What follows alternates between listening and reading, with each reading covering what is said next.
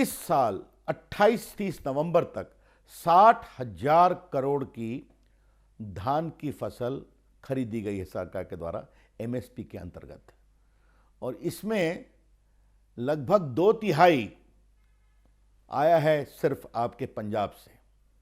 तो मतलब एमएसपी में खरीदारी भी हो रही है, हमने उसको भी इंक्रीज किया। हमने एक नेशनल एग्रीकल्चर मार्केट डिजिटल बनाया है जिसमें 1000 मंडियां 21 राज्यों की रजिस्टर हो गई हैं, जिसमें लगभग 1,68 लाख किसान रजिस्टर हुए हैं। एपीएमसी के बाहर भी बेचने की आज़ादी रहेगी, क्योंकि किसान की ये मांग थी।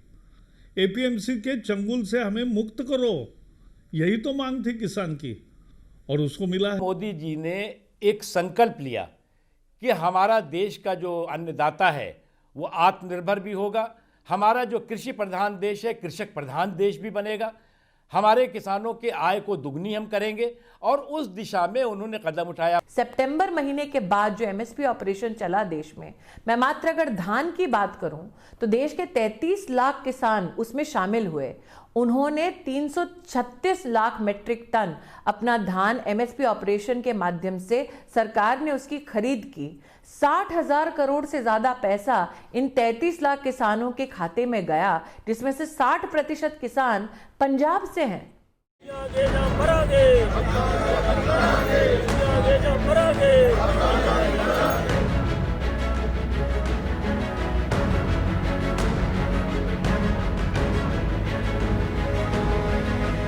मीटिंग में कोई नतीजा नहीं निकला। हमको लिख के अमेंडमेंट देंगे तो कोई फायदा नहीं है। हम पहले ही बोला अमेंडमेंट हम नहीं चाहिए।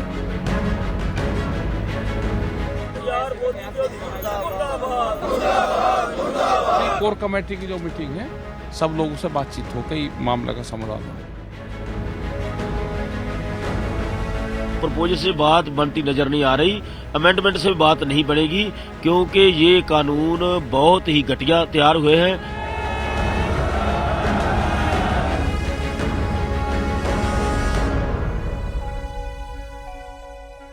नरेंद्र मोदी एक लोकप्रिय जनता के द्वारा चुने हुए प्रधानमंत्री हैं, उनमें हिम्मत है, जनता के किसानों के विकास की चिंता है।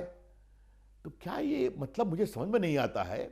इसीलिए देखिए, जितने लोग विरोध कर रहे हैं, राहुल गांधी की सरकार रही है, कांग्रेस पार्टी 58 साल सत्ता में रही है, आपके सपा उत्तर प्रदेश में सत्ता में रही है, बाकी लोग सत्ता में रहे हैं, शरद पवार तो मत पूछिए कई बार मुख्यमंत्री रहे हैं। तो फिर भी विरोध के लिए आप आ जाएंगे इस स्तर पर। 13 साल से चर्चा हो रही है। 2007 में यूपीए ने, शरद पवार कृषि मंत्री थे, उन्होंने एपीएमसी में बदलाव करने का मॉडल कानून बनाया। वो सभी राज्यों को भेजा, 10 राज्यों ने स्वीकार भी किया, और बाकी सब स्वीकार करें या वो आग्रह वो 2014 तक करते रहे। तो तब चर्चा नहीं हुई थी। ये 6 सालों में ये हताश निराश आत्माएं किसी दिन चैन से बैठी हैं क्या?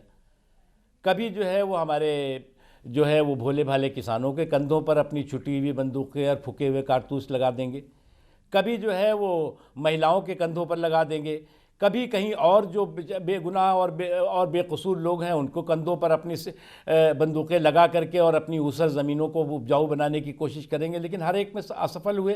पंचायत से लेकर के और पार्लियामेंट तक सुपड़ा साफ होता गया इस दौरान। विपक्ष अपनी बंदूक चला रही है किसान के कांधे से, और विपक्ष की मंशा ही नहीं है कि किसान का उत्थान हो अथवा कृषि क्षेत्र में किसी प्रकार का एक बदलाव हो जिससे देश का किसान और उन्नत हो पाए, वो और समृद्ध हो पाए। ये विपक्ष की मंशा है ही नहीं।